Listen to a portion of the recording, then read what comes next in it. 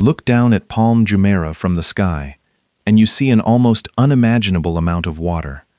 The Arabian Gulf surrounds every luxury villa, every infinity pool, and the sprawling architecture of the Atlantis resort. But hidden just beneath the surface of this billionaire playground lies a terrifying physical reality. Almost none of that ocean can actually be used to keep this island alive.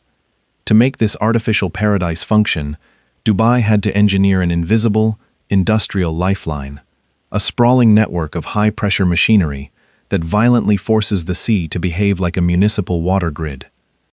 If this hidden machine stops, the island won't sink. But within hours, the illusion of effortless luxury will shatter. Five-star sanitation will fail. The imported tropical landscape will begin to burn under the Arabian sun. The entire carefully engineered ecosystem will mathematically collapse. This isn't just a story about building an island in the ocean.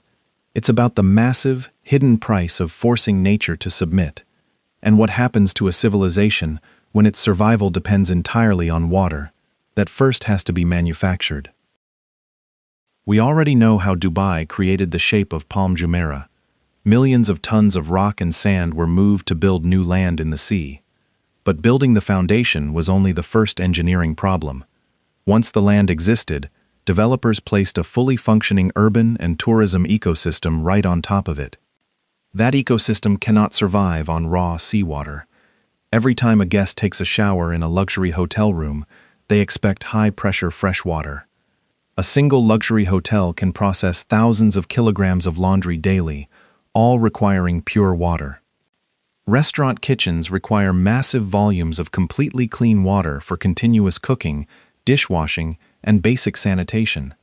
High-rise residential buildings, thousands of private swimming pools, and kilometers of irrigated green landscaping demand a continuous, uninterrupted flow. The tropical landscaping, imported and planted across the fronds, loses moisture rapidly to the high evaporation rates of the Arabian sun. The true engineering challenge was not just building an island, but forcing the sea to behave like a reliable municipal water grid.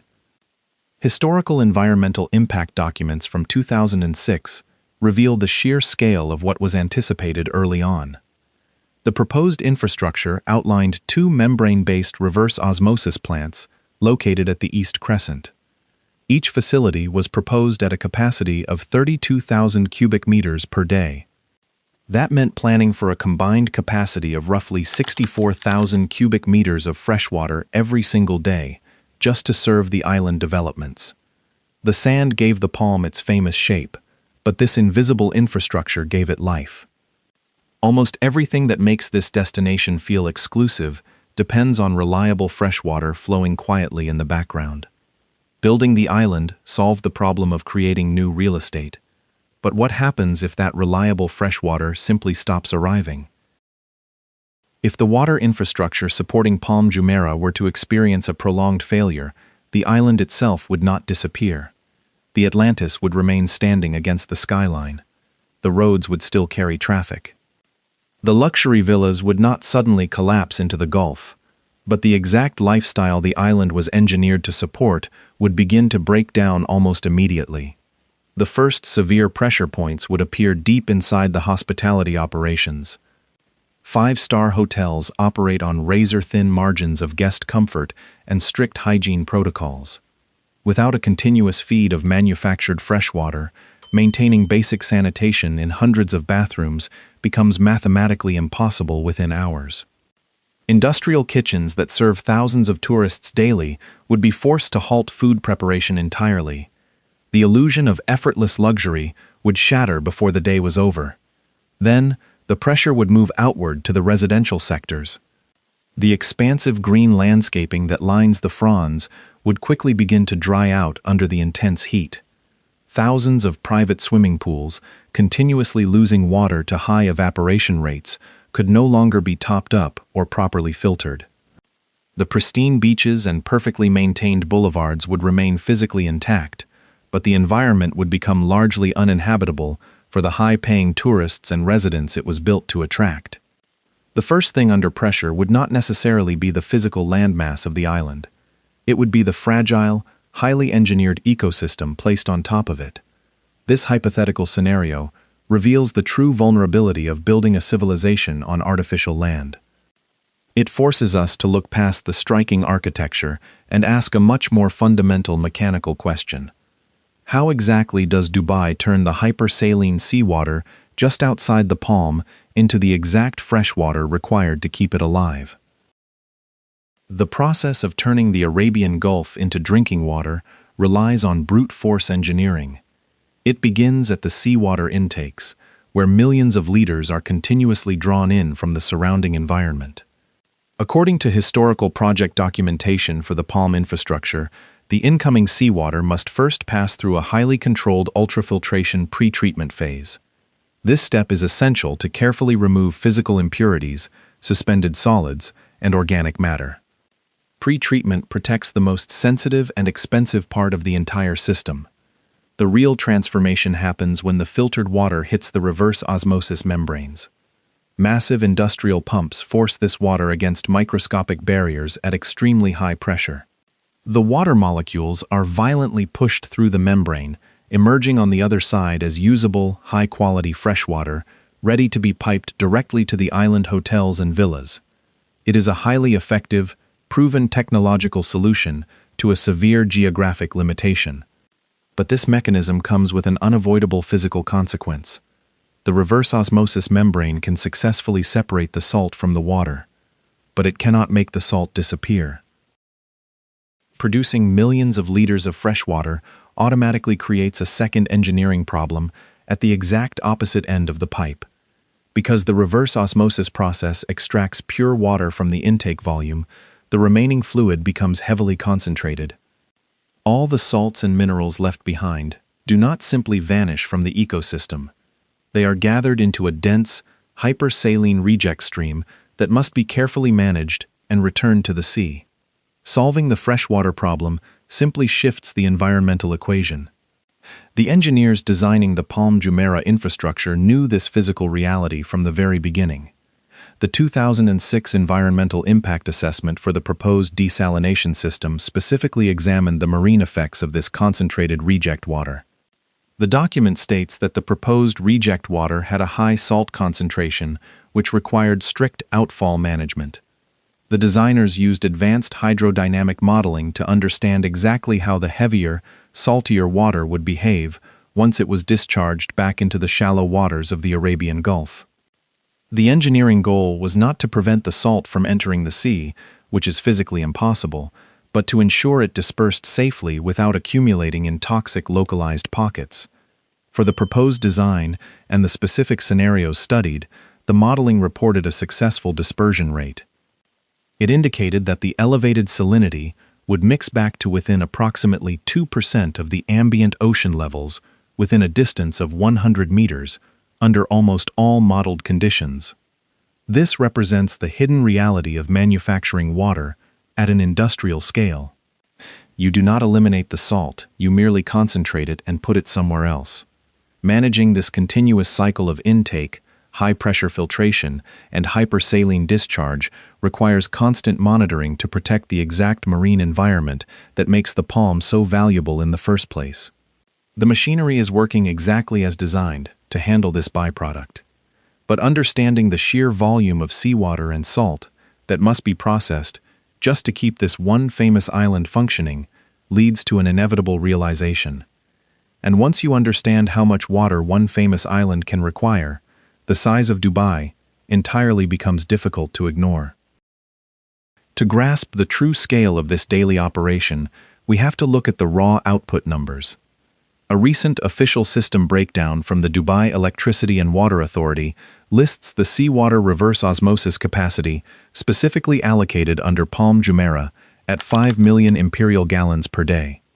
When converted, that is equivalent to roughly 22.7 million liters of manufactured freshwater flowing into the island distribution pipes every single 24 hours. Let that number sink in. 22.7 million liters is an immense volume of water. It is enough to fill numerous Olympic-sized swimming pools every single day, pulled directly from the sea and forced through microscopic membranes just to sustain a single luxury neighborhood. It sounds like an absolute engineering ceiling. It sounds like the maximum limit of what humans can extract from the ocean. But this staggering number changes completely when you pull back and look at the rest of the coastline. The effort required to produce 22.7 million liters is monumental, yet it is quickly overshadowed by the daily consumption of the millions of residents, tourists, and industries located on the mainland. Palm Jumeirah is not an isolated miracle operating entirely on its own. That 22.7 million liters of capacity is actually just one tiny fraction of a much larger citywide desalination engine. The island local infrastructure is deeply impressive, but it is ultimately a miniature window into the true scale of Dubai's survival mechanism. When you place the Palm local capacity next to the total demand of the broader metropolis, the perspective immediately shifts. Palm desalination infrastructure is not the whole story. Palm is a window into the whole story. Zoom out from the fronds of the palm, and you see a coastline lined with massive power and desalination complexes.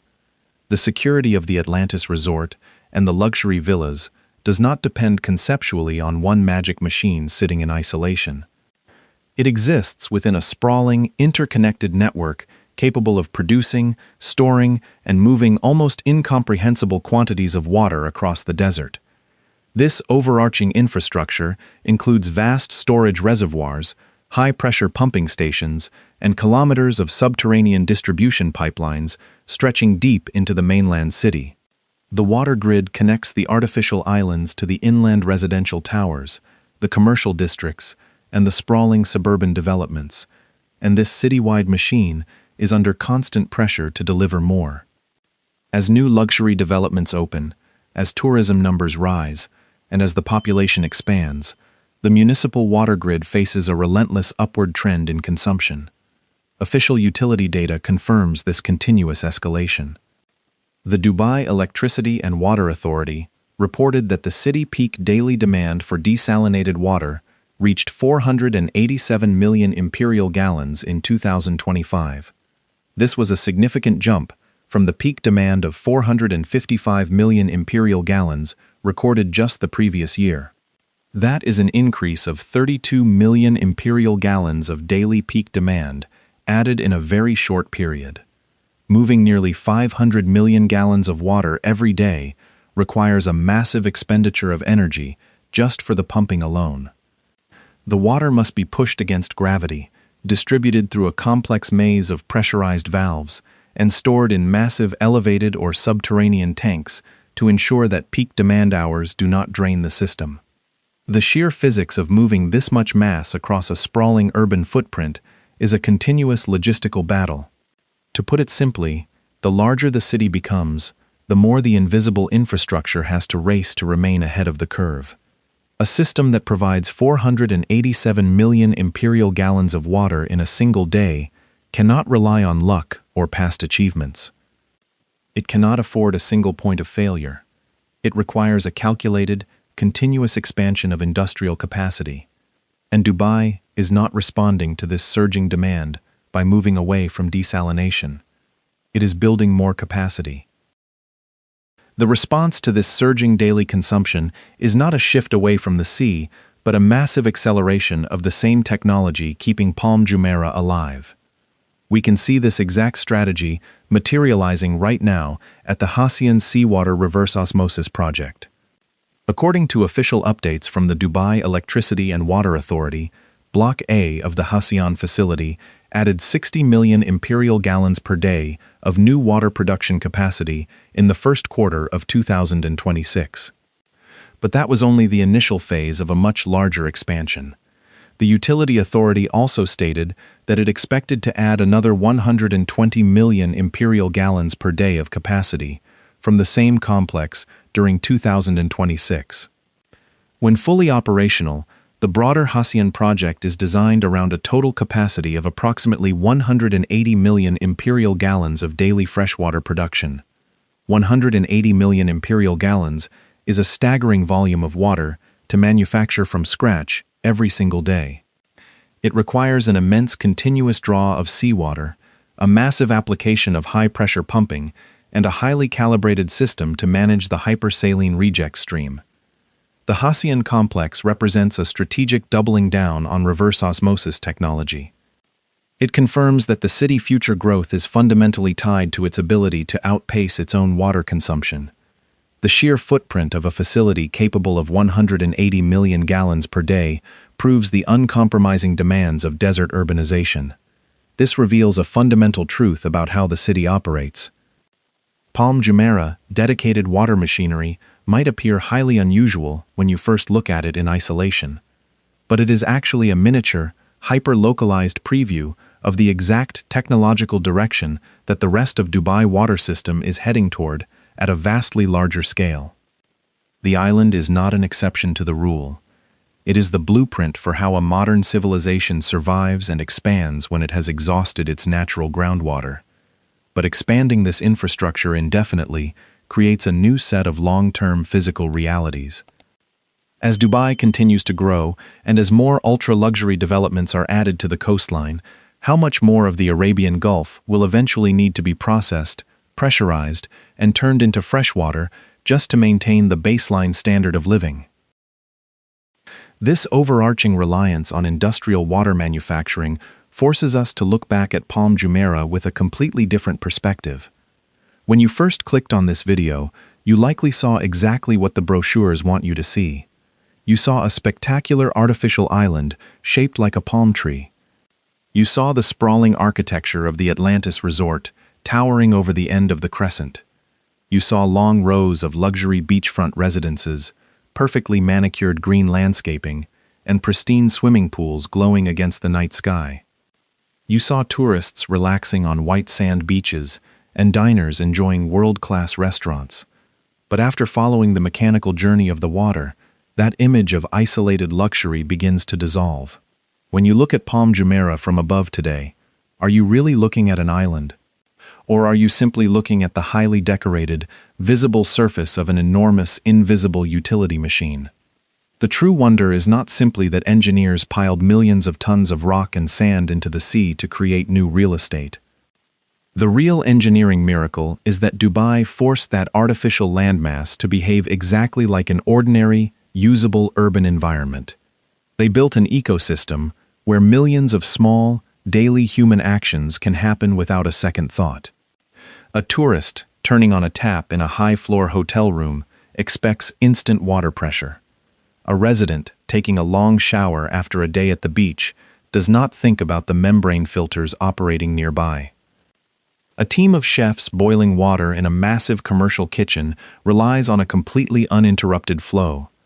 A landscaping crew continuously watering rows of imported vegetation under the intense summer sun assumes the pipes will never run dry. Every single one of these actions feels entirely effortless to the people experiencing them. But that effortlessness is entirely manufactured. It is the direct output of a continuously operating chain of hidden infrastructure. Beneath the luxury facade lies a complex network of invisible layers. There is the initial water production. There is the high-pressure distribution. There is a labyrinth of subterranean pipes, high-capacity pumps, and massive energy grids required to move the fluid. There is the hidden storage keeping the pressure stable. There is the wastewater management system quietly handling the effluent. There is the environmental management protocol monitoring the dispersion of heavy brine back into the ocean. None of these systems can afford to pause.